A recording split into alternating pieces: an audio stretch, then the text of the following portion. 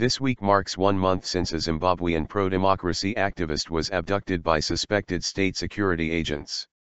His lawyers are concerned by the silence of the government, while his colleagues say they fear for their lives. National Youth Alliance chairman Itai Dzamara disappeared March 9. Zimbabwean police say the wife of Jamara last saw her husband when 5 men forced him into a car before driving off. Lizwe Jamela is with Zimbabwe Lawyers for Human Rights, an organization which sought an order to compel state agents to locate the anti-Mugabe activist.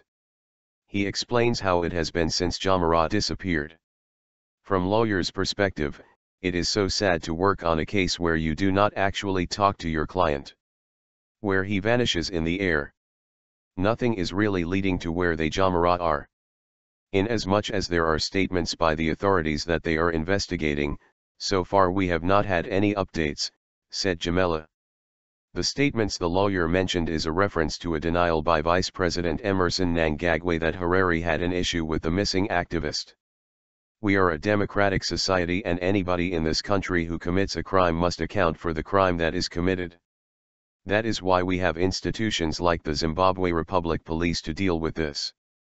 I can assure the House that Jamara's abduction is a barbaric act and we want those responsible to come to book, said Mnangagwa.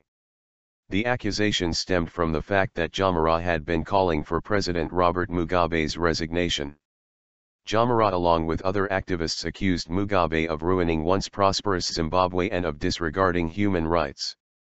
Despite Vice President Mnangagwa's assurances, nothing has happened a full month down the line. Instead, Jamara's colleagues of National Youth Alliance say they now fear for their lives.